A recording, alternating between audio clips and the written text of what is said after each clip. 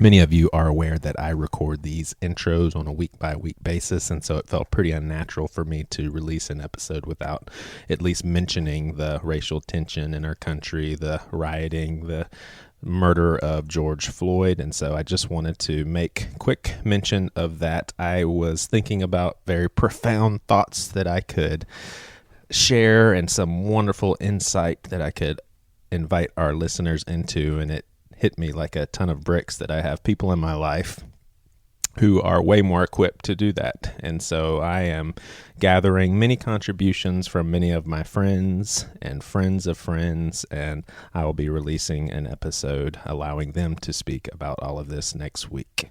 So thank you for listening, and here's today's show.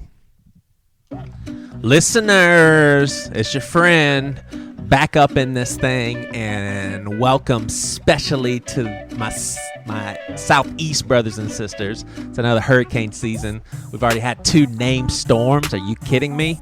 And the daggum season hasn't even officially started. Yesterday morning, I see pop-ups talking about we're being hit by a tropical storm. The thing was formed right on the east of South Carolina. I mean, what are we going to... hurricanes are going to start popping up like tornadoes now? My gosh. So I was thinking about progressive theology recently. We've been talking a lot about it. It's what we talk about all the time, honestly. And I just wonder if those of you who are not on a similar journey as I am, if you see me as someone who has made decisions to be where I'm at, like I'm going to change how I think, change how I believe, I'm going to become more relevant, I'm going to make certain amends so that my beliefs are more acceptable and that sort of thing. Because honestly, when entering this journey of, we'll just say it, deconstruction, it was super uncomfortable and scary. But I felt at a certain juncture that if I don't maintain honesty with where I'm at and let this thing go where it needs to go, then I'm always going to be scared. I never feel like I will be honest with myself, honest to God, or anything like that. And the faith that I had would just be this fabrication of, well, I believe this way because I'm supposed to believe this way. And my goodness, I feel like letting go, maintaining these questions and letting them go where they need to go, and not in a frivolous, here's the thing, it never was this frivolous, I don't really care about God, I'm going to do my own thing and think my own stuff, and no longer am I going to submit to a higher power. It was the complete opposite. It was, God, you see where I'm going, you hear my thoughts, or you see my thoughts, you see me clearer than I see myself. Stop me if I'm going somewhere where I shouldn't be. Get me back on the track, please. I'm asking you. Don't let me go in places where I don't need to be going. And if anything, I have felt God's presence and his guidance and his direction. Now, see, that's not to suppose that those of you that are not on a similar journey are not seeing God clearly or hearing from him clearly. Joey is, and you're not, because you're not changing. You know, I kind of think about that quarter, the quarter of $1. You hold it up, and if I'm facing it in one direction, but I'm telling someone to look at it on the other side, we're going to describe the same quarter but have 2 completely different descriptions. What if God is like a quarter with 1,000,000 sides? That's not to say that everybody can have their own truth about God. It just means, what if God is so freaking big that all of us can only see a portion, and the portion that we see is kind of based on how we're wired up, or maybe based on what God is wanting to reveal about himself to us. Maybe God is so big that this thing is pretty complicated. But here's what I'll say. It's been a big deal for me in the last couple of weeks to actually experience this. And I know that you can go all over the place with, well, you don't really know what you're experiencing. I get it. I know that. But I can tell you this, it's not fabricated by me. If it is, it's very involuntary. But I can't describe it any other way that for the first time in my life, when I have a feeling of, am I not doing enough in life? That whole guilt thing. Am I not believing enough? Am I thinking about things I shouldn't be thinking about? Am I not helping people enough? Did I do enough in my day? See, these are the sorts of things that I picked up through Catholicism as a child, early childhood, and then in my majority of middle school, high school, and young adult years being in Pentecostal churches. Not to knock on any of those, but just to say I picked up a lot of to-do list mentality, and if you don't do the list, you got a lot to be afraid about. And for the first time, when I have these feelings, I literally feel, it's almost like I can see whatever can be seen. I can almost see the fact that I am perfectly secure in God's love for me, and I can't describe it any other way than this is that peace that passes all understanding. This is the God of love that I've always believed in, and for the first time, I'm seeing it a little clearer. So that's really a big deal for me. Wanted to share that with you. We have Nate Henry coming up on this episode to talk about Nephilim.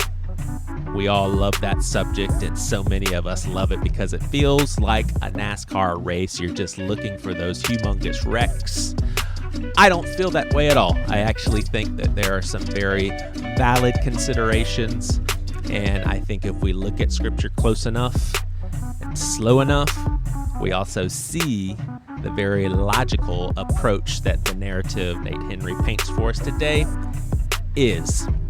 Hope you enjoy that. But before we go there, Jory Micah, John Mark McMillan, and myself are continuing a conversation that we started a few weeks ago. And today we kind of focus in on the intolerance, impatience, and fundamental religiosity of many in the extreme progressive theology camp. Much love to everyone. Thanks for listening.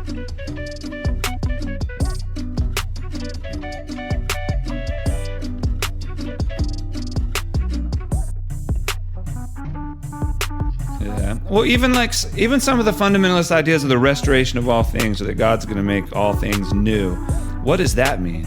It means that we're obviously headed in a direction. I mean, right. I guess it depends on who you talk to. Some fundamentalists just think it's going to get worse and worse and worse and worse. Finally, it's going to get so bad that Jesus is going to come through the clouds on a horse, and he's going to slay all the bad people with a sword. And but I don't see that narrative in Scripture. Like, I see the other narrative. I want to be, and I think there's a little delay if it sounded like I just cut you off. Sorry, but I think that I want to be kind to fundamentalists too, because I understand why they are the way they are. And here's the thing, and that sounds so condescending. I don't mean it to sound that way, but they are taught. This is how you see Scripture. This is how God wants you to see Scripture. This is the right way. And if you start to get out of this, then you are not being faithful to God's word. You are going to mislead other people. And the Bible is inerrant. Everything that it says is perfectly said. They're not taught any other way. And so, a lot of the flack that we are probably indirectly giving to fundamentalism, let's also take into consideration that it is what people are brought up in. And there's almost like, but Jory, I agree, it's unhealthy. There's a fear of stepping out of bounds, but I also get why a fundamentalist would hear this conversation and just be like, oh, you guys just aren't being honoring to God's word. Like, y'all aren't being faithful to God's word. Yeah. And even write us off. And to be honest, I was probably very fundamentalist myself in a lot of ways growing up, and so I probably have a little bit of a chip on my shoulder about it, Yeah. Like, I'm definitely still like I'm still deconstructing. There's Right. that word again where it's like, I'm just blown away by some of the things I used to, and I still beat myself up over, I feel like fundamentalism teaches you to beat yourself up every single day, and it's just exhausting. And I know I sound probably tough about it, but my heart is that people would know that they can still love Jesus and leave fundamentalism behind.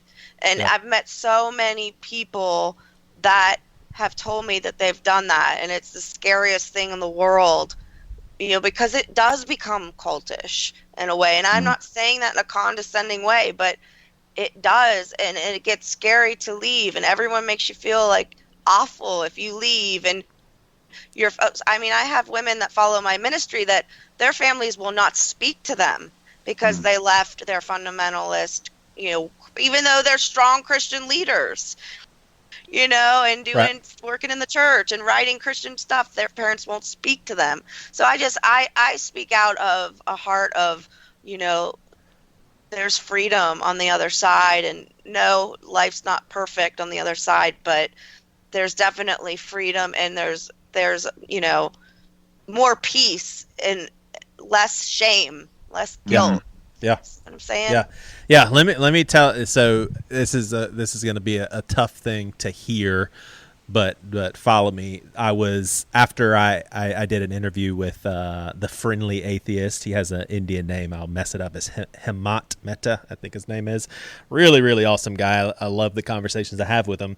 But he has a website with stories like this. So basically, an unnamed father who goes by the initials JKH was radicalized in 2015, according to court documents, after watching YouTube series from independent fundamentalist Baptist preachers, and they're named. One of them is Anderson, and of course has a long history of saying things like, if you executed the homos like God recommends, you wouldn't have all this AIDS running rampant. He also said the U.S. government should execute homosexuals by way of a firing squad because that's what the Bible commands. His statements have gotten him banned from 34 countries. And the other guy is no different. After nearly 50 people died in the Pulse nightclub massacre, he said his congregation that the real tragedy was that not more of them died. So the guy he was a father going by JKH. He was completely, I guess, smitten by these guys and was convinced that they are telling the truth and they are right. And he adopted those beliefs for himself. So his wife, the two were separated, and the mother would get to, basically she wanted that sort of toxicity to be far away from her kids, and so she actually took him to court, and the court decided that the mother would get to make all religious decisions for the kids, not out of religious discrimination against the father, but because the kids would become social outcasts if they adopted the views, hateful people, and it's her job, according to Canadian law, to make these kind of decisions solely in the best interest of the children. I say all that to say, what if the wife was on the same page as the husband and they raise kids that hate gay people? I just want the progressive line of thinking and people that are ex-evangelicals to recognize that people don't get where they're at by just the snap of a finger. They don't just decide to be a certain way. Now, that doesn't give anybody an excuse whatsoever, but I actually saw this happen on Twitter. I saw a guy say, hey, I'm doing a podcast and I'm really exploring a different way of seeing homosexuality because I've always been brought up to believe that they're totally in sin and all of that, and I'm wanting to hear some more progressive thought. He immediately got hammered by progressive ex-evangelicals that basically mocked him, told him how, if you have to ask these questions, I mean, how ridiculous are you? Yeah. And so I am just, there was a big thing that happened on Twitter with Michael Gunger. I don't know when this episode will come out. It could be old news, but I am just so shocked by how fundamentalist the extreme evangelical crowd is. It's like they're creating a fundamentalist religion that offers no grace to people. They're not loving. They have their club. You're either in or you're out. And it's appalling, to say the least. And I just feel that how have they lost sense of love? Like, oh my gosh. Right. Well, I was thinking about that today, probably for the same reason you're thinking about it. But as I was reading it, like I felt sick in my stomach reading these responses, and I was like, where do I recognize this from? And I remember when I was a kid, I used to enjoy going to my church, but I would go to my friends' churches sometimes, and I would feel creepy, you know. And my church was so laid back; it's more like family, you know. But I realized, like, it was because if you didn't do everything perfect, it's like you were going to get stomped on, you know? Yeah. Yeah. And as I was reading, like, the Twitter battle, or, you know, with Mike, and I was like, I feel the same way. Like, if you don't do everything, if you don't apologize correctly, you're going to get stomped, you know? And that's not really speaking to, because I really didn't listen to the episode. I don't know much about it, you know? But, like, I know it was about, you know, weight. And, like, I've been a big dude my whole life. And I was like, these people don't speak for me. I was like, I really don't. I was like, I don't need this kind of defense, you know? Like, I was like, it just, I don't know. I don't really, I guess I shouldn't say too much because I haven't actually listened to the episode. I haven't gone deep. But I just thought, like, when a person can't even apologize right, I was like, you're doomed. You're just Right. absolutely doomed. Like, there's nothing you can do. It just felt so much like growing up in the self-righteous South, where you think the wrong thought and Yeah. you're going to get stomped on, you know? Yeah. It's the same. It felt like Jory, the do same you see the spirit to same me. kind of stuff? Say what? Yeah. I was just saying, Jory, do you pick up on that same sort of thing? Because I would imagine you're kind of, and I would say in many ways I am too, but I would imagine you are very much so wired up with that sort of progressive, justice-oriented bent, which I think most of us should be leaning into. But do you also see just the abrasive lack of love and lack of patience for people to move from point A to point B? Yeah, definitely. I mean, I've been on the receiving end of it, so I know exactly how it feels. It feels like an army's coming after you, and I'll give you an example. I'm dead serious. A Twitter army, that is. But I'll give you a good example. Several years ago, I wrote my first article for Relevant magazine, and I interviewed Zach Hogue, Rachel Held Evans, Sarah Bessie, and I forget her name, but an older white woman theologian. Anyhow, that was before I understood that we live in if you want to be in the position to fight for equality, you have to be inclusive of all the different races and as best as you can. Well, I didn't know that. I hadn't progressed to that way of thinking yet. You know, in my head, I just wanted to get my favorite people out there, and I didn't really even know a whole lot of people of color at that point, which was another my bad.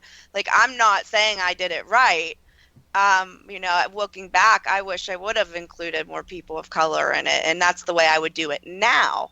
But oh my goodness, you would have thought I wrote the nastiest article in the world towards someone's mother. Like, it was, I mean, I was just tore to shreds to the point where I was actually bawling my eyes out because I was new.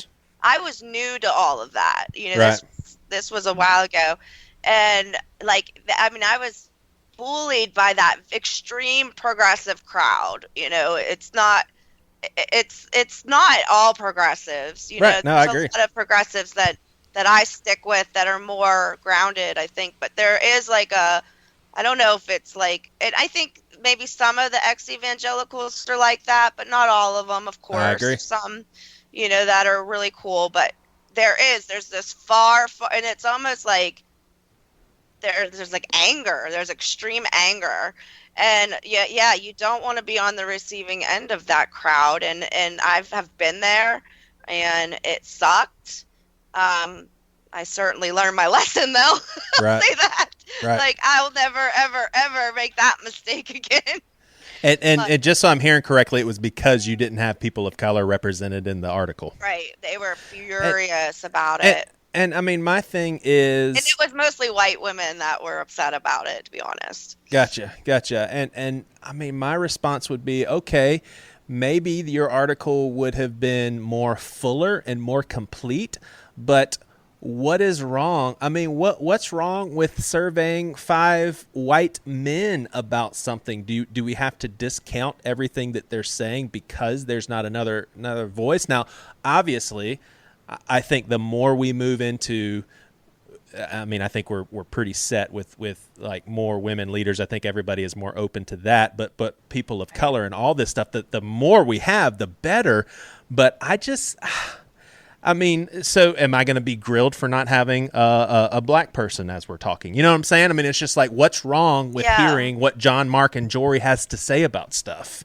Right. Because I mean, another thing is something I thought of this morning where people don't understand sometimes. I've never been asked to do an interview with a woman and does a podcast, and I know there are some, but I don't think as many women do podcasts as men do podcasts, in my experience. And so it might be more difficult to find a woman, and that's part of our culture. We haven't empowered women, but I feel like, we need to give people the benefit of the doubt. Like, you asked a woman to come on here today, like, let's see that instead of the fact that there's not a person of color, because maybe you couldn't find a person of color, or maybe you had a person of color last week, or so I think there needs to be a balance. Like I said, I learned my lesson and I progressed in that area, and I started listening and I started doing better, but they kind of ruined that moment for me, to be honest. Totally. They took away all the joy of the excitement. Yeah, and there are some people of color that I want to have doing these sort of. I mean, I have people of color on the podcast regularly, but doing these little conversations, there are people that I want to have. But my question to you, Jory and John Mark, what would be wrong with Joey saying, you know what, having John Mark and Jory Micah on here, I think that would kind of be some cool dynamics. Like, I kind of know just a tad about both of them. I think it'd be a fun conversation. Is there anything wrong with that? Like, I don't think so. Yeah. I don't think there's anything wrong with it. I mean, I think you have to look at your podcast as a whole instead of just each episode, and you need to just, we probably all need to do better to get outside of our boxes. I like that. Yep. And I want to make it clear that it's not mostly people of color doing the complaining or the bullying. In my experience, I don't want to say that people of color are out there saying, I should have been on your blog, or I should have been. That's not what's happening. What's happening is the justice warriors of that far mad group, are mostly white people, are taking up those causes, which, I respect, and I really do respect, but there is a way, like, I could have learned the same lesson from them without them ruining a special moment for me. Sure. Totally. Right. And there's just a better way to do things. Like, anger, I think feels righteous in the moment to the person who's expressing outrage. I'm not against outrage. Certain things are outrageous, and there needs to be some outrage, right? But I think certain people take the posture that the more outrage you have, the better qualified you are to speak on a subject.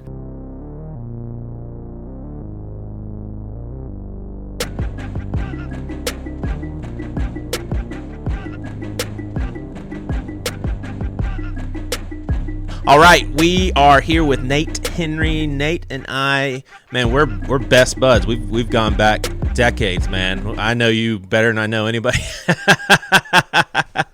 Nah, man, we've talked a few times. I think there's some fondness mutually, and it's good to have you on here to talk about some stuff. So I want to tell our listeners. So I got a text message from you that basically said, if you ever want to do a Pastor with No Answers podcast on Nephilim, gods of nations, giants, etc., I'd love to do it. Been down that rabbit hole for the last 6 months, and it's been completely life-changing for me. And I'm not going to read my responses because it'll just take so long. But what you wrote, I think, is just a good starting point. You say basically there's a biblical explanation for Bigfoot, aliens, etc. But in order to have that conversation, it all starts with Genesis, Noah, Tower of Babel. I also think we could talk about the UFO religions gaining momentum as the church refuses to really participate in an overarching spiritual worldview. And so super cool stuff. I'll tell you that my brother, it's funny, Nate Henry's on the show and we haven't heard his voice yet. What's up, Nate? Oh, I'm right here, man. I'm right here. I'm following along. Oh, totally. I just felt bad. I was like, I haven't let Nate say anything yet. No, that's fine, man.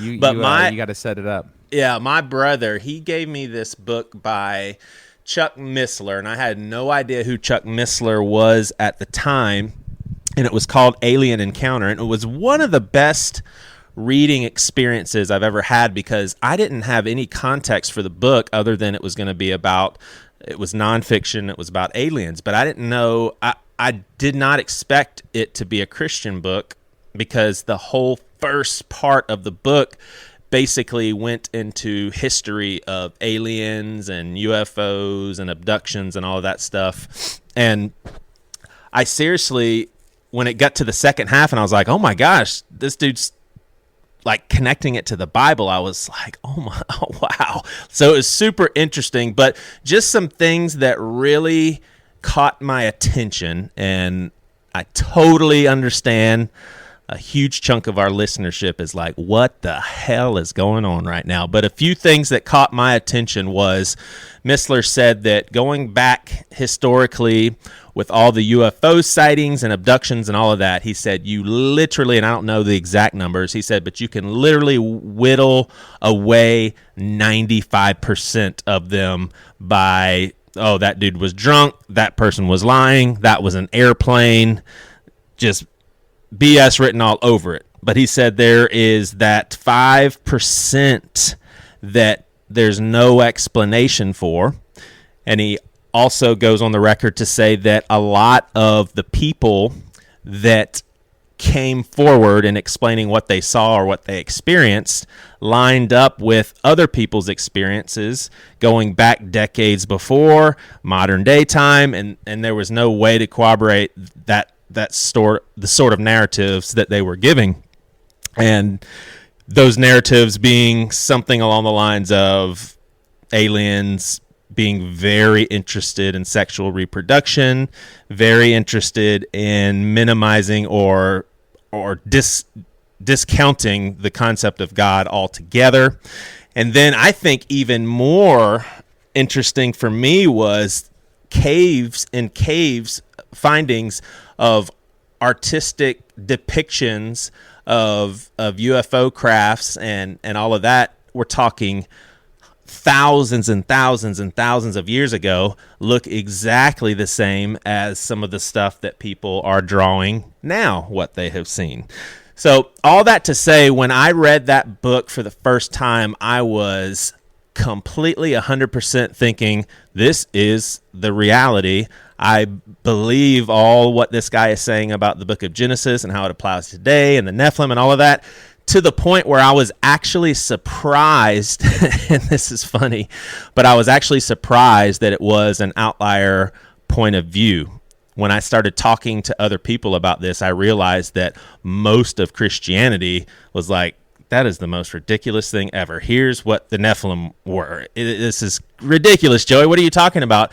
And so I'd say that I went through, pretty impressionable person. And so I went through a season where I was just like, gosh, well, then I guess maybe I'm on the fence. And then I got to a place where I'm on the fence and I don't really care. And I'd say where I stand right now is I don't think it's completely off base. I don't think it's ridiculous because of the stuff that I've read from really legit people.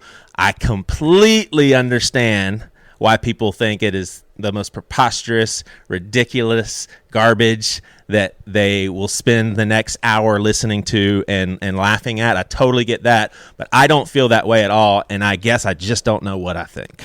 I don't know what I think. Yeah, I mean, first off, I would want to say that like these aren't the answers that I went seeking to find. Yeah. Like a lot of people, you know, like especially in the Bigfoot community, they literally go looking for the answers they want to find. And I've seen a lot of friends do that with other theories. They believe that there's this Christian evolution hybrid, and they go to conferences and they literally pursue the idea that God used evolution in creation, right? They're looking for that answer because they already kind of believe that it's true, so they're trying to fit it into their worldview. This stuff came out of nowhere. And I was like, for you, wow. You're saying it came out of nowhere for you? Yeah. And it's really, I wouldn't say that I would say that it's just difficult to believe, but it all makes sense logically. If you open up this can of worms and you go down this trail, you're like, oh, it makes sense. There were so many weird questions I had growing up. So a little bit of my history, I grew up in the Southern Baptist Church in California. Kind of weird, but I did. My dad talked about the end time stuff a lot, and it was just really conservative, kind of fundamentalist a little bit. Then I went to like a different Baptist school, I went to a like kind of Baptist-driven private school from elementary school till senior year. So I literally was in church 6-7 days a week. It felt like. So I knew all the stories of the Old Testament, the Bible, all this stuff. It's just ingrained in you. But there's so many weird questions you have growing up, like, okay, what really happened with Noah? What happened with the Egypt and the gods of Egypt? And the weird stories of like, the staff turning into a snake and eating the other snake. Like, what? Did that stuff really happen? Just weird stuff. And you're a kid and you're like, and I was always a little bit more on the creative side. So I was like, what? Wait, let's go back to that story. What are you talking about? Wait, did that happen? Right. You know what I mean? And it just gets glossed over and people just keep going. But if it was like a mountain of evidence for evolution, a lot of my smart Christian friends would be like, oh, dude, let's dive into all that weird stuff and really get the bones and put it on the table and say, look, evolution's true. You know what I mean? So it's just weird that there's certain things that are on the table and some things that are just not on the table. This can't go on the table. We can't talk about this. It's too weird.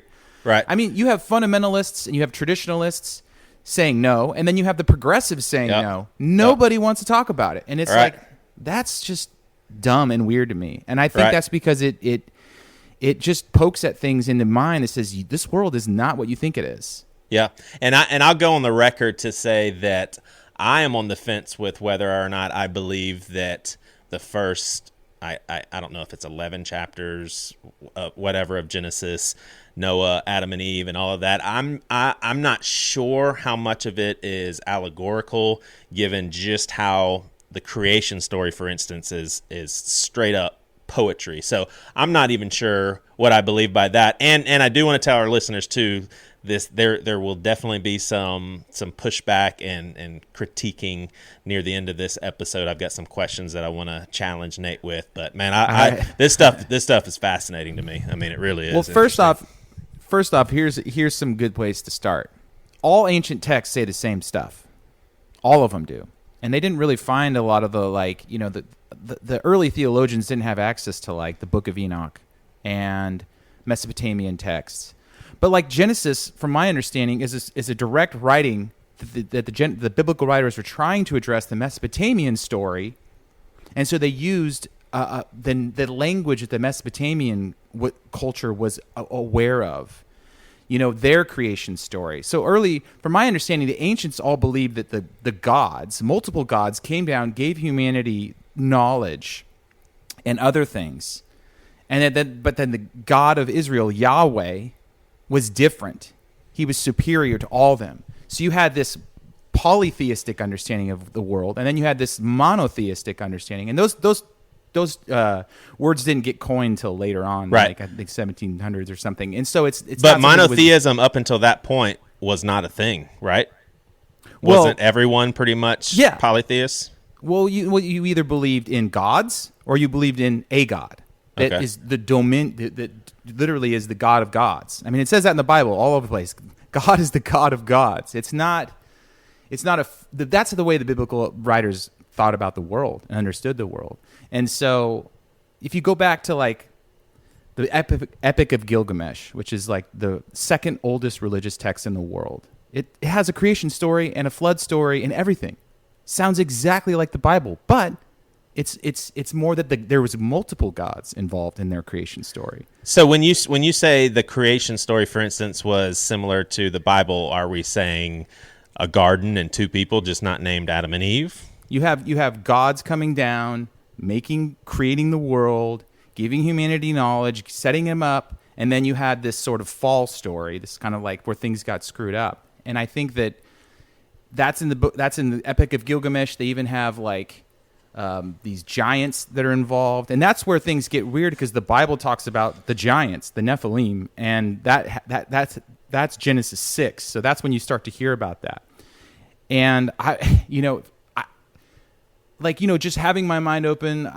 I'm a fan of the Bigfoot podcasts, several of them. And then a bunch of pastors kept coming on and dropping that Nephilim word. And I'm like, wait a minute, I grew up in the church. I've never heard this before. So that kind of set me up my mind was ready to hear other things. And I was kind of in the room. I wasn't down the hall into the back bedrooms, but I was in the house of like, okay, my mind is open. Tell me something about the Bible that I've never heard before. Yeah. And dude, and it was like, whoa. Like, and I think for a lot of your listeners, they just haven't even been, they don't even want to drive down the street, get out of their car and walk to the front door of different ideas. Right.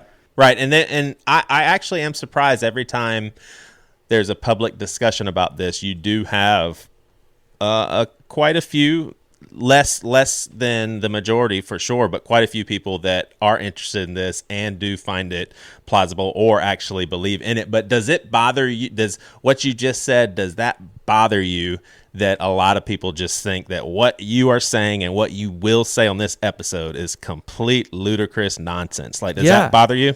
It's human nature to do that, right? It's human nature to think, like we think smart people are people that are saying things that we already agree with, right? So when someone says something you don't agree with, they're stupid, they're uninformed, they're not educated, they don't know what they're talking about.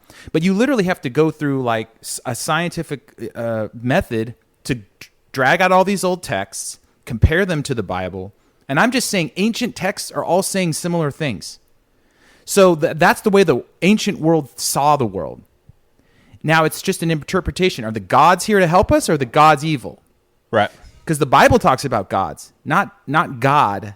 The word Elohim is like Hebrew for like the mammal of spiritual world. You know what I mean? It's not solely talking about God. It's talking about other spiritual beings. You know what I mean? But God is Elohim, but not all Elohim are God. Right. You know what I'm saying? There's lowercase, uppercase, I guess you could say. Yeah. Now, to you, as someone who believes in the Bible, does other similar narratives that are just as old, is that not threatening to your faith at all? That the Bible, as we used to see it as very unique and standing on its own two legs, now we see that there are other just as old depictions of creation? Like, does that bother you? Well, I think you need them to give context. So say you and I were writing a book right now, and we're just writing a book. We think the next maybe 50 years people are going to read this book, right? You're like, okay, I went home, I was writing on the computer, and then I was talking to my wife, blah, blah, blah, blah. You wouldn't spend 4 chapters explaining what a computer is, would you? Right. This is what the Bible writers did. They dropped words like Elohim, Nephilim, Raphaim, just these weird words, and then they just kept going. Because because people understood those things. You know what I'm saying? Just like we would understand iPhone, computer, hard drive. You know what I'm saying? If we were to drop those things in, we wouldn't waste any more time explaining them. And I think that's the problem. So you have to go back and read all those ancient texts and say, okay, what the hell are these things? Yeah. What are they talking about when they talk about Nephilim? What are they talking about with giants? What are they talking about when, and you have the Mesopotamian texts and Egyptian texts and the Bible and even non-canonical things that didn't make it into the Bible. But they're all saying the same things. Yeah, what about old JC, though, when he comes around teaching and having influence, why would he have not brought attention to this? He does? All right. I mean, he says in Matthew, I will return the day when it's like the days of Noah. I mean, he says that. They said, the disciples ask him, when show us the signs. And then there's that whole thing that all the fundamentalists kind of created their end times theology off of. That was like 20 verses of him saying, wars, rumors of wars, earthquakes, all that stuff. He says before that it'll be like the days of Noah. Yeah. And I think, what's he talking about? Right. So if you go all the way back to Genesis, you have Genesis 3, which is the traditional creation story, right? And that's what most Christians just stop at. So their spiritual worldview stops at Genesis 3, and they kind of limit it. It's kind of like in this box. They won't read Genesis 6. They don't know what to do with Deuteronomy 32, which is like the Tower of Babel stuff. And so they have this 10% spiritual worldview, and 90% of it just lives in this modern day reality. And I think you can't explain the overarching message of the Bible if you don't have a spiritual worldview. I think it's really confusing if you don't. It doesn't make any sense, honestly. You have to throw out a lot of things. Yeah. Now, the Tower whole story of Babel, with the Israelites and the Egyptians. Yeah. And the Tower of Babel initially talked about in Genesis, you're saying that Deuteronomy circles back or something like that? So Deuteronomy talks about how God assigns nations to lesser gods. It says, I had it pulled up here, but it's trying to explain that there's a Deuteronomy 32 worldview, 8 and 9. It says, when the Most High divided the nations to their inheritance, he separated the sons of Adam. So according to other ancient texts, there's the story, and Deuteronomy supports it, of when humanity didn't want to follow God. He assigns them to lesser nations, which I think is why we have these megaliths all over the world. We have these ancient civilizations that we don't know how they built the stuff. They don't know how they got there. They see ancient technology, and it actually can be supported through a biblical worldview that there was a time when lesser gods ruled over every nation, according to the Bible, this in Deuteronomy 32. And that's where a lot of the spiritual worldview Christians support this idea that there was and Jesus is reclaiming the nations, because David often says that in the Psalms, Lord, rise up, reclaim the nations, bring the nations back. What's he talking about? You know what I mean? Right. He's talking about that. The pyramids are definitely something that it bothers me when I talk about the pyramids, and I mean that in a lighthearted way. It bothers me when people are like, well, just Google it. You can see how they were put together. Yeah. And I'm like, wait a second. You really think that men were able to accomplish something like that, given how heavy each block is and just how precise measure? I mean, it's crazy. That's kind of what you're talking about as far as nothing of the sort when it comes to the sort of thing that you're proposing. It's just all off the table. And for me, when you look at the pyramids, that's the most logical explanation, is something supernatural going on. Yeah, and people see that, and they go to the church is closed-minded, they go to their friends are closed-minded. So guess what? Ancient Aliens is on its 12th season. You know what I mean? It's got a huge following of people. And what they're doing is they're saying, look there's so much evidence. If this was something in a science book, we'd all be like, it would be something we would teach to our children. Yeah. Yeah, like stonemasons Nate, don't know. Take us on a journey here. Okay. Give us a snapshot as best as you can, starting at Genesis, wherever you think is a good starting point, and just kind of giving, like I said, summary of all of this, and okay. And basically just what's got you excited and interested in all of this. Well, okay, so what's got me excited is there's finally a sort of a loose narrative. It's almost like someone set up some electrical fence and said, okay, here's the idea, here's the story that fits inside of this. Now, whether you believe it or not, that's another thing. But I had so many questions growing up. And starting in Genesis 3, so according to the spiritual worldview, there's 3 falls of man. There's Genesis 3, which is the traditional garden story. And then there's Genesis 6, which is the sons of God mated with the daughters of man and created the Nephilim, which are these race of giants. And if you just go in your Bible app, pull up the Bible app, type in giants, there's literally so many verses about the giants that you sit there and you'll scroll through them and read them and be like, what's going on? Why? And there's also newspaper clippings that they've dug up giants all over the world. And they just kind of get buried and pushed aside. So there's the giants of Genesis 6. And it's very casual, and it says they were there before and after the flood. So somehow they survived, but this is probably why. So this is why God destroys the world. And here's what I want to throw out. A lot of my progressive Christian friends don't know what to do with the Bible because they think it's talking about mass genocide. God is this vindictive God of the Old Testament killing people. But what if they are not actual human beings? What if they were races of evil giants, hybrids, created by these fallen angels? And we all go, man, that's crazy, because we don't have this world. We don't think that this is the way the world could have been set up. It's cool that there was one God who had a son who came down and died for us, rose again, and then ascended back into heaven. That's cool. But we start talking about other stuff, that's just weird. That's a good point, man. You know what I mean? So here's the thing. Noah, the Hebrew word is he was untainted. Right. It wasn't that we were told Noah was sinless, and God found favor in Noah and put him on the boat and saved his that's family. contradictory to everything in the Bible as someone being sinless. Yeah. No, Noah was untainted. Noah didn't have half blood. He wasn't a giant. He didn't have any of the evil blood in him. This is why I think, a lot of people think, why is there so much emphasis on bloodlines in the Old Testament? You have Noah to Abraham to David to Jesus, and you have the whole lineage laid out. Well, it would make sense if there were non-human beings going around, and you had to really point to the fact that Jesus was full human, born of humans, here for humanity. And otherwise, if we're all human, I don't care about a bloodline. Do you care about a bloodline? If there's just humans everywhere, what does it matter? Right. Yeah, I could see where people care personally about their lineage, but other people caring about your lineage, who cares? But before what does it matter what Jesus? Yeah, sorry. Right. Before we proceed, are you insinuating then, for instance, when all women and children were basically sentenced to death by God telling his children to slaughter in Canaan, for instance, you're saying the all Canaanites. those bastards, Canaanites, they're all giants? They're all giants.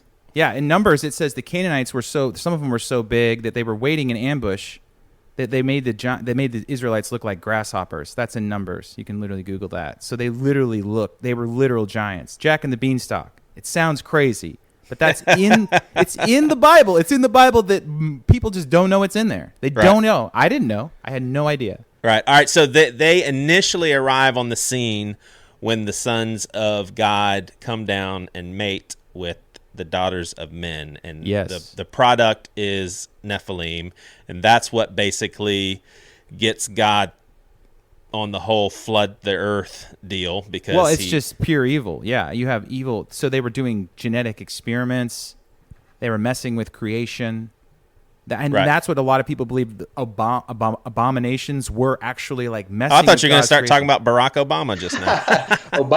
Obama was saying no, like literal abominations are a sin against God's creation, right? So God creates the world, he creates humanity, and then here we have these hybrids. So all the people that were wanting to get on the ark were hybrids. Noah and his family were the only untainted. I'm not sure about that. Right, I mean, obviously, that's where like the theological debate I think needs to happen. Is like, but I think you have to set up the framework of like, look, the Bible makes no sense if you don't acknowledge the characters in the story. Right. If you're gonna watch Harry Potter and not say that Voldemort didn't exist, then the whole story doesn't make any sense. Right. And that's what I think we do with the Bible. We just eliminate these weird characters. God has an entourage. He has a spiritual entourage. It's not just us and him. You know what I mean? There's all kinds of multiple spiritual beings that are in and out of the Bible, and you have to look at all these things to kind of understand, okay, there's something there. And it's true with the opposite side. You have demons, and they're all the way up. So demons, if you want to go back, they're supposed to be the dead spirits of the Nephilim. The spirits of the dead Nephilim, and they're wandering the world looking for a body. Now, what about? And I think I've heard the explanation for this, but I forgot. Is there a difference between the spirits of the Nephilim and the third of heaven that was knocked out of heaven, given the boot? Yeah, the abyss. So Jesus talks about that. Remember when he cast out the demons? And they go into the pigs, and they say, I think their name was Legion, and they say, don't throw us into the abyss. Yep. That's where the angels that sinned against God's creation are being currently held. They are in the abyss, the underworld.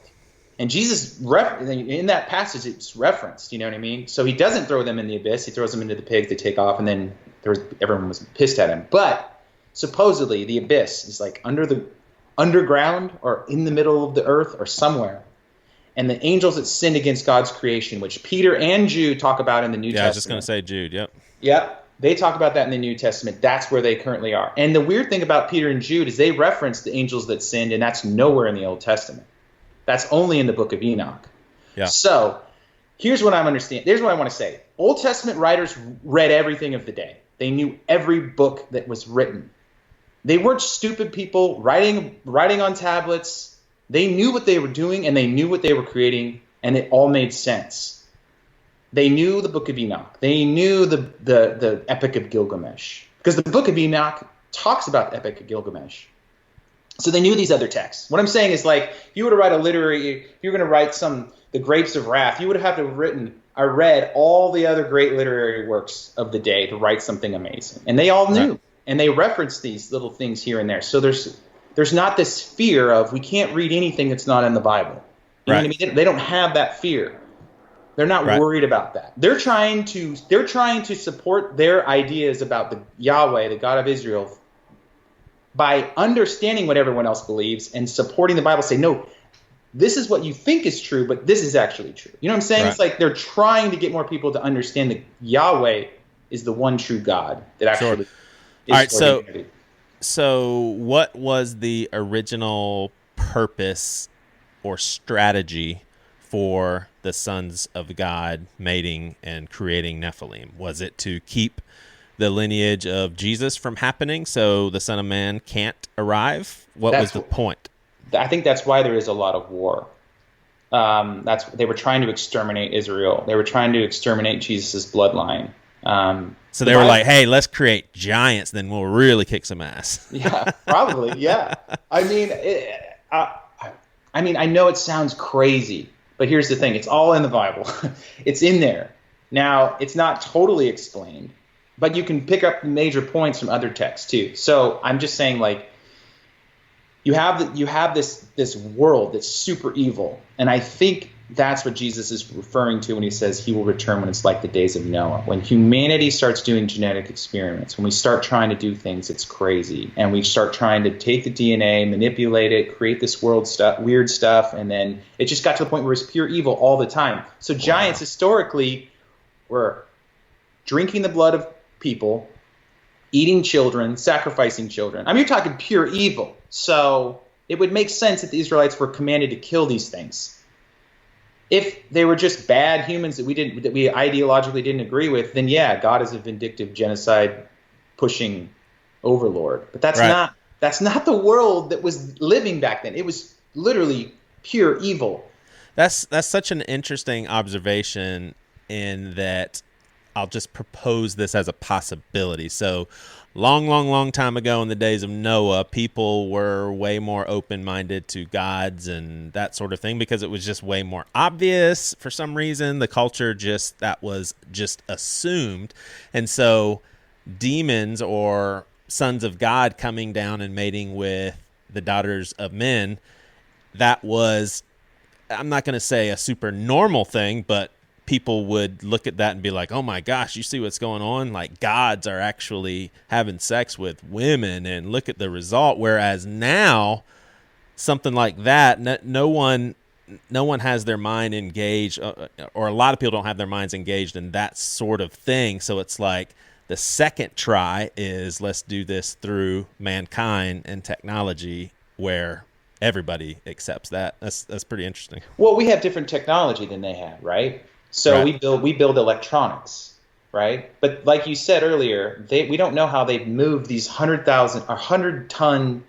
You know, some of them are so big that multiple cranes couldn't pick them up today. These rocks. So but just Google it, man. Just look at the simple machines that those Egyptians used. I mean, yeah, we have this idea that, like, we're as smart as humanity's ever been, right? But here's the story of the ancients believed. And I think what the Bible writers were trying to convince the pagan nations, look, these gods are here to destroy you. They're teaching you weapons, how to make weapons. You think we just learned how to mine metals and do all that? No, we were taught. How do you build these ancient megaliths that are unexplainable? These gods taught them how to do it.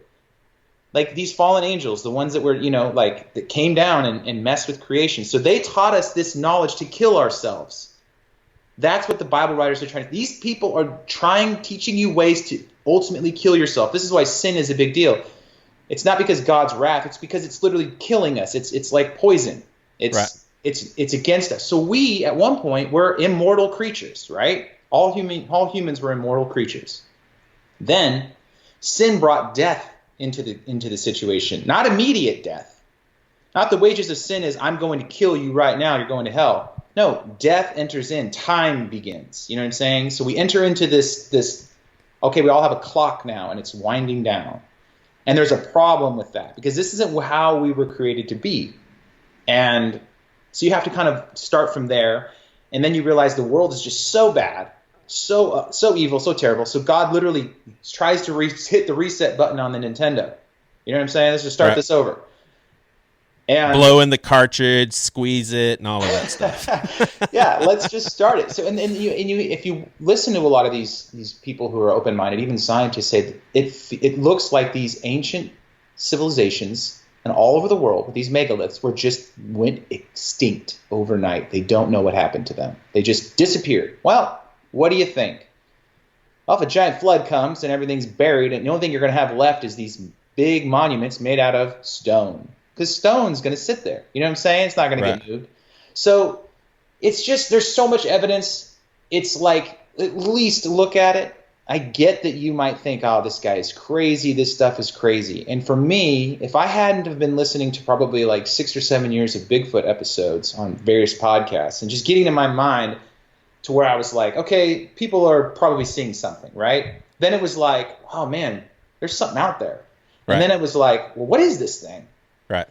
And then it was like, oh, this thing has some supernatural abilities. People like can feel it. They get mind speak. There's all these weird stories surrounding it. So it takes years to get your mind into a place where you're like, okay, I'm going to read Genesis for the first time I'm 39 years old, right? I don't care anymore. Because like I was saying earlier before we started this podcast, I went through this near-death experience with Lyme disease. And it was just like, look, I don't understand life. I don't understand reality. I don't understand existence. The older you get, the more confusing everything becomes. But when someone like says, "Hey, what do you think about these ideas?" and you know the backstory and your mind's open, you're like, "Oh my God!" Yeah. Like that explains because the more progressive my Christianity was getting, the more I had to throw the Bible out the window. It was like the Bible. This doesn't explain these. Basically, the whole Old Testament doesn't make any sense. The more progressive my Christianity was getting. Yeah. And that's kind of where I was at for the last 7 years. I was kind of getting more and more liberal, thinking more and more outside of the text and getting out of church and just kind of going, well, I'm almost a millennial. I don't need any authority. I'm going to figure this all out by myself. Right. And I think that's where a lot of people are. And I think that, they've got science in their back pocket along with, this loose understanding of Christianity. And they're just kind of making it up as they go along. And I'm like, I don't care. I just want to know what happened. What's the answer? I'll give you some answers. I don't want to understand the spiritual cosmos, but give me some answers to this stuff. Why are all these weird stories in the Bible? Right. And maybe they're not weird. Yeah. And our very first step is a belief in a God who always existed. Now, I do believe out of all the different options, an eternal universe or Big Bang or something, an eternal God does make the most sense, but we can't even wrap our minds around that. Like, that is beyond our understanding. And so these sort of discussions, for me personally, I don't understand when people who believe in an eternal God would say, this is so ridiculous, there's no chance of this, like that sort of dialogue. I'm like, what are you even talking about? Like, everything is kind of on the table here. But let me ask you this. Well, we have this highly rational way of seeing existence, right? Yeah. It's almost overly rational. It's almost like, if you see people in the political Democrat and Republicans, it's almost like you look at their posts and it's just this one constant stream of thinking, and you're just like, God, like that's how we kind of view the Bible. You know what I mean? We have this one fixed, firm understanding of it, and then we just kind of regurgitate it over and over and over. It's like, no. So now that Jesus came and apparently kicked death's ass and won the war, so to speak, and reclaim the nations. Exactly. So now that that's happened, what is the evil team trying to do now, and how are they trying to do it? So a lot of people believe this is what the book of Revelation is talking about. Ultimately, they think this is their dominion. This is their domain, right? So here, let me just explain to you like how bigger Jesus is to this story. One, like the Old Testament doesn't really lay out Jesus the way that we think it does. It's more cryptic. It's not specific. And I think that's because, Paul says in the New Testament, had the rulers of the nations known, they would have never crucified him. What is he talking about? And what else is Paul talking about? Nations, thrones, powers, principalities. What the hell is he talking about? Right. You know what I'm saying? He's talking about the gods of nations that ruled over the world. He's talking about these entities, these kings, thrones, powers, dominions, these above and below. What the hell are either Paul's smoking crack, smoking weed in the bushes, writing all this stuff down, or he's talking about something specific that everyone understands back in the day. Right. And I think you get little glimpses of that in the Old Testament.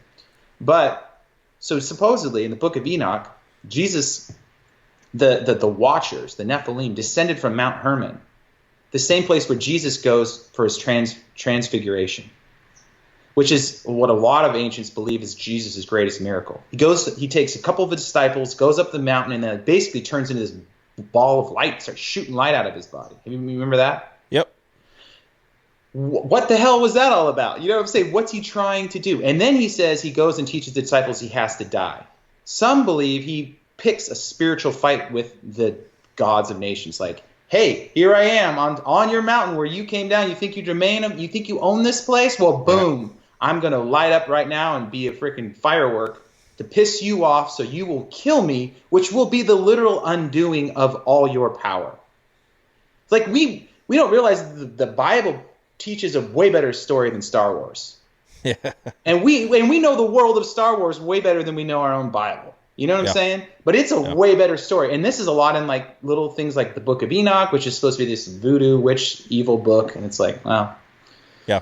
And that also doesn't, when Jude talks about the two opposing forces debating over the body of Moses, isn't that read in Enoch? Is that where Jude refers to? Yeah, Jude and Peter are really the main New Testament writers that reference things out of the Book of Enoch. Yeah. Which I only bring up to say, look, if they read the Book of Enoch, then don't be afraid to read it yourself. Yeah, totally. Because yeah, I always find it funny. I always find it funny when people don't want people to find any sort of guidance or truth from some of these extra biblical books, and I understand where they're coming from, but I'm like, the Bible quotes one of these books. So. Yeah, it does. And if you don't have that context, then you're not going to make any sense of it. And I think a lot of people don't realize. And guess what? They didn't find the Book of Enoch until the Dead Sea Scrolls. That 70s? So you have all these theologians for thousands of years don't have access to this weird stuff, and they're all trying to interpret the Bible with no context. So Augustine, Luther, Calvin, all these guys are right. They're trying to make sense of the Bible the best they can. But then we discover these ancient books and we're like, oh, well, maybe that's what they're talking about. Yeah. You know what I'm saying? It's not rocket science. It doesn't take someone with, a PhD and thousands of hours of study to try to give you a real loose understanding of what the Bible's talking about. You just have to go, okay, well, what did the ancients believe and what do we have access to? Right. So at the beginning of the episode, when I was talking about the corroborating stories of UFO abductions and all of that, you definitely give that demonic explanation. So demons, demonic activity, just to throw it out there first. Yeah, demons are low on the spiritual food chain. They're the spirits of the dead Nephilim. So think about it. You have the sons of God mating with the daughters of man. They were banned to the abyss, right? They're locked up. And then you have these Nephilim that roamed around for who knows how long, 50, 100 years, and they die. And then their spirits are still wandering because they're what? Half spiritual beings, right? Gotcha. So a potential timeline would be Lucifer says, I want to be God. He gets kicked out of heaven along with a third of the angels, and those angels are the ones that ultimately mated with women on earth. Yeah. And they were thrown into the abyss for doing it, but they created Nephilim, and then when the Nephilim were destroyed, there you have demons.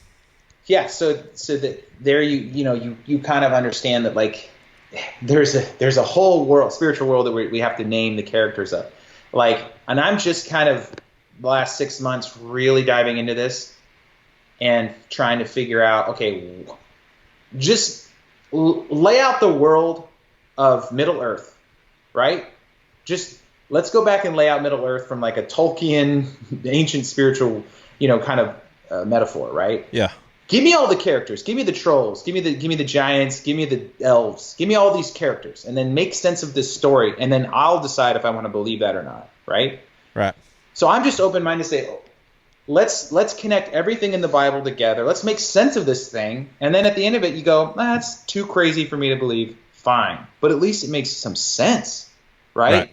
At least when we have all this story of bloodlines and the gods of Egypt and the pyramids and all this stuff. So when it comes to aliens and stuff, I think it's just a non-biblical explanation of what's going on in the world. Right.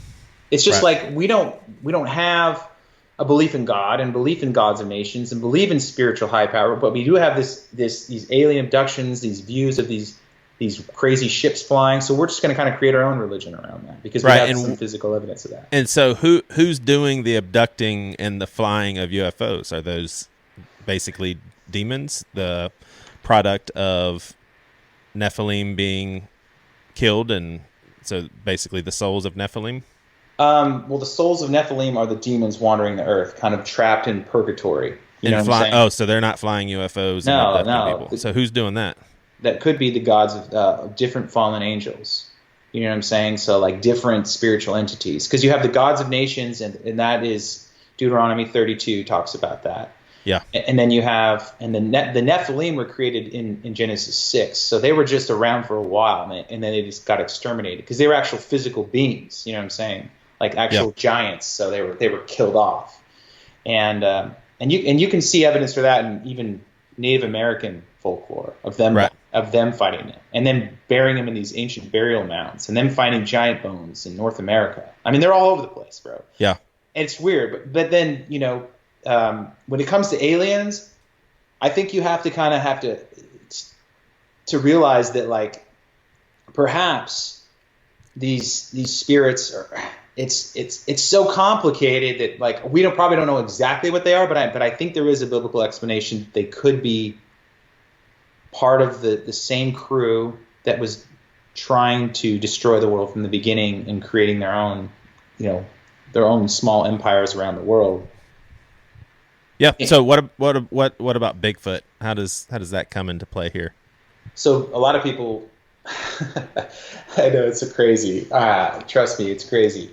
But they could be genetic experiments of the in the days of Noah, they were doing all kinds of weird things.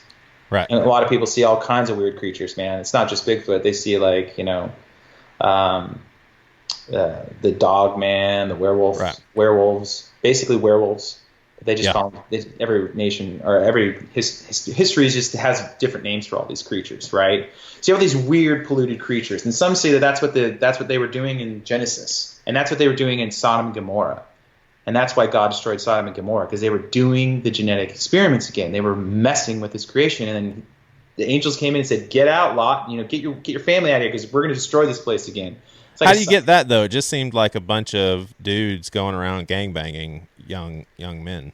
Well, that's kind of like you have to, that's kind of the maybe the nice Disney version of the story. But I mean, why else would God destroy an entire city? You know what I mean? Again, right. I think it was like a second incursion. They were trying to create the Nephilim again, and they were trying to create more giants, and then we were kind of past that point, and then God destroyed the city to destroy all that stuff.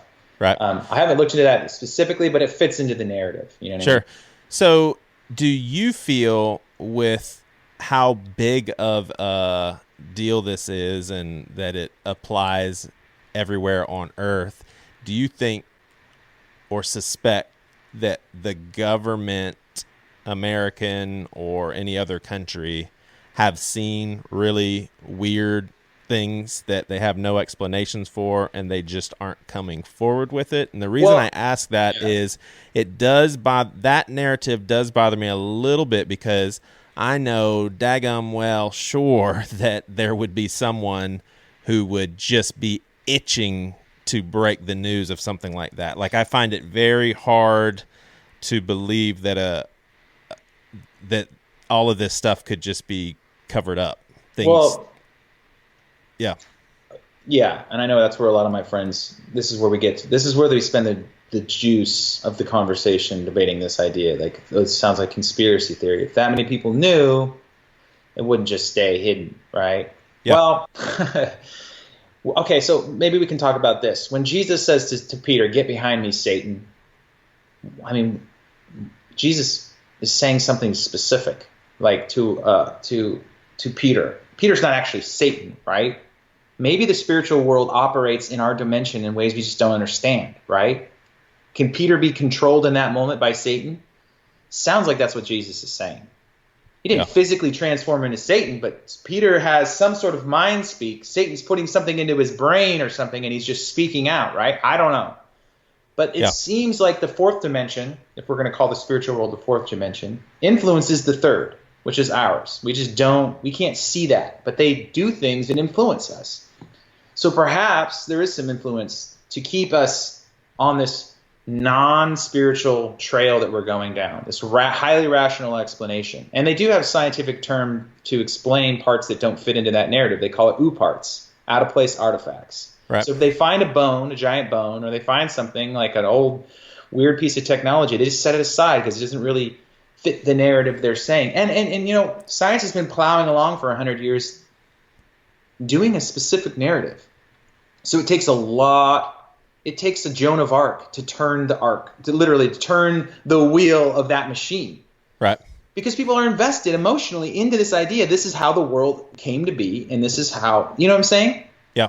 I was emotionally invested in my understanding of the Bible, and then someone literally picked it up, and I had to follow my conviction. Like, if this makes more sense, then this was probably more true, then my interpretation of the Bible might be wrong. My interpretation of science might be wrong. You know what I'm saying? So it's like a lot of people are so emotionally invested in their ideas, they can't turn around or even look left or right. Yeah. Now that Nate Henry has not only an understanding but also a belief in this sort of thing, is there any reason that you should be motivated to convince people of this narrative? Like, should you be trying to get other Christians bought in on this? Like, is it important to get people convinced of this for any reason? Because some things that I think about, one being, I know Paul says at some point when he's discussing how church services are supposed to be conducted or church gatherings, he says, be careful what you do in the presence of unbelievers. So obviously we're not going to be able to do this, but if the majority of Christians could be swayed into this narrative, I don't think it would make people be like, ooh, whoa, that's pretty cool, I'm going to be a Christian now. If anything, it would make Christians look mad. I mean, it just would. I mean, that's just how our society mad would. Or just crazy? Crazy is what I mean. Yeah. Crazy. So is there any purpose, like, should you be trying to win Christians over with this? Well, I mean, I don't really care. I mean, to me, it's like, if someone digs up something that proves otherwise, are you going to be like, well, no one's going to like me because of this answer? Right. You know what I'm saying? So it's like, I mean, don't you want to know the story? Don't you want to make cohesive sense of what's going on? Or do you want to live in this mystery? And I think a lot of smart people do. It's much more fun to sit around and debate the mystery of life than actually have some more concrete answers about it, right? It's much more fun to sit around, the drink cocktails at the Christmas party with a bunch of scholars and go, what do you think about this idea? And this, Right. and, well, I think this, you know what I mean? And it's just, we can sit around pubs and debate things till we're blue in the face and not ever actually have to stick our feet in the sand and say, well, this is what we believe. This is what's actually the truth of the world. And so I think being a Christian is actually, it's something that's harder to do than people realize. It's saying you believe in a specific narrative of how life came to be, who created it, and why. You know what I'm saying? And yeah, the more time barrels on, the more the religion of science takes over and highly rational understanding of this existence, the weirder Christianity will become. Yeah. And so what you have progressive Christians making little compromises with science and their scientific community. Like, okay, we'll give you evolution. You can have that one. But we can still be Christians, right? Yeah, you can. And slowly, it's just going to keep morphing. No, that's not actually true. God didn't actually say that. Well, maybe God is, you know what I mean? It's like the idea of Satan is just in our head, or it's just the explanation of all evil. He's not an actual entity roaming around. Right. You know what I mean? So I would say that's not Christianity. Then you're kind of going into some other place, because the Bible outlines the characters. And I know I sound like a traditional fundamentalist right now. And I still hold on to a lot of the progressive ideas that I learned the last 10 years. But you know, the first 1,000 years of Christianity, they had a totally different substitutionary. They didn't believe penal substitutionary atonement. They had a spiritual worldview explanation, atonement.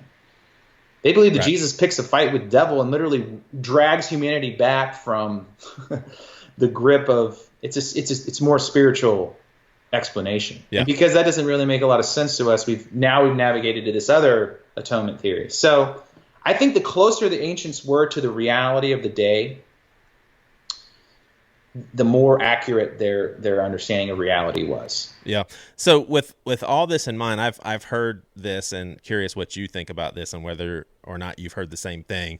But the place where Jesus says that the Antichrist would deceive even the elect if that were possible. Mm-hmm. I heard that the reason that is possible is because the Antichrist would be a demonic force posing as aliens that basically say, look, here's the truth. You can see me.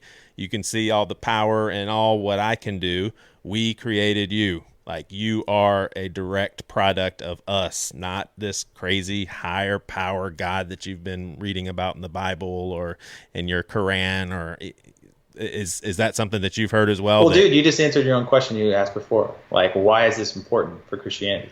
There you go. That's it. Why? Because I think it's a big bait and switch, right? Yeah, you set humanity up to believe nothing's spiritual, and then a guy comes out and starts levitating, and then tells the world that he created them. Well, yeah.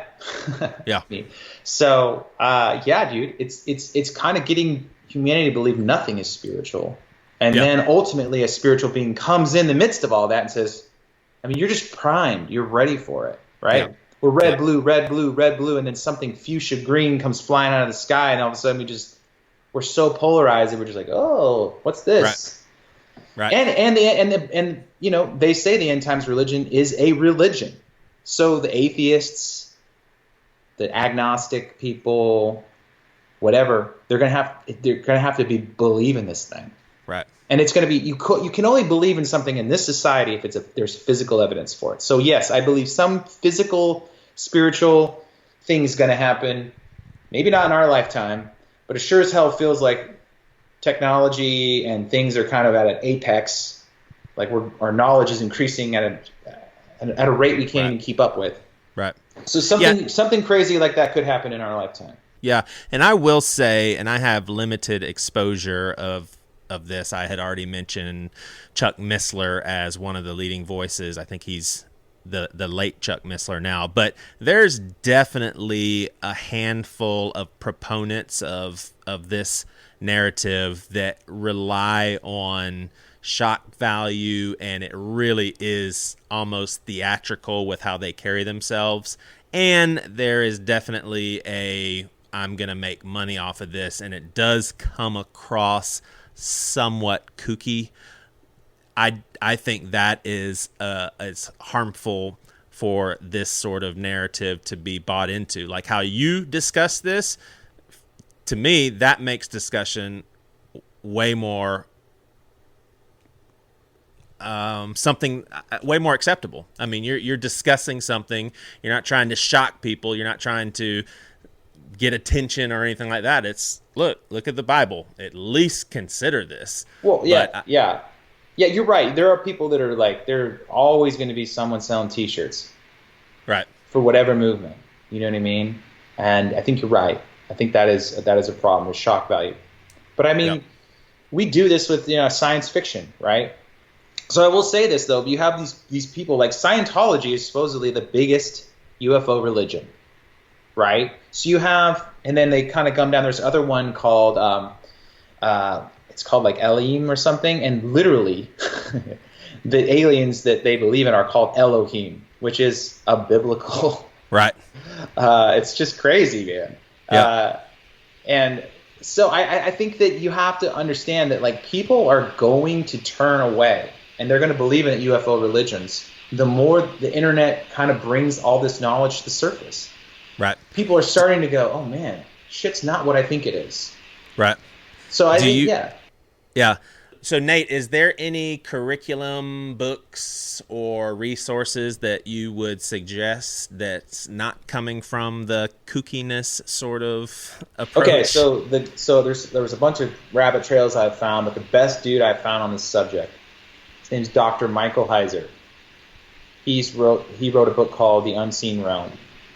And he lays out a lot of the stuff that I'm talking about. I'm reading it right now, but I've listened to probably about 100 hours of him on various podcasts. I literally just went down the rabbit hole and found him on any and everything from the last 6 or 7 years it was online.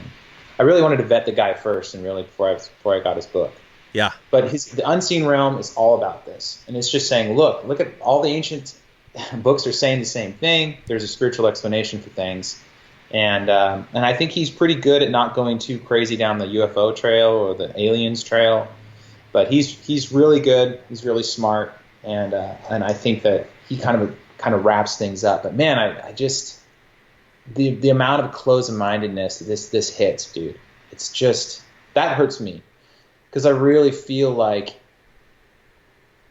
the greatest trick the devil ever played was to make people think he didn't exist, and it just seems so obvious, right? That's what he's the best at, right? That's what he's done, right? Well, Nate, I just Googled your name and I see where you are actually having Bigfoot conference in 2020, this coming April. So. I wish, man. You know what's funny is Bigfoot is Bigfoot. I never understood what Bigfoot was in my life, and maybe that's what it is, because I've sort of lost a little interest in it. But for a long time, I couldn't figure out what it meant and what it was. Yeah. But it opened my mind to see that maybe the world's not what I think it is, and maybe there's these unseen things that I'm not connecting the dots with. But yep. Well, this has been fun, man. Thanks for the insight. It really is. It's a fun discussion to have for sure. Yeah, I would check out that guy, Dr. Michael Heiser, one more time, and then if you want to hit me up on Twitter at Nate Henry Says with any ideas or thoughts or whatever. I might be starting a podcast about this stuff, so we'll see. Sweet. That'd be cool. All right, man. We'll definitely tell people about it if you do. Thanks, Joey. See ya. Later.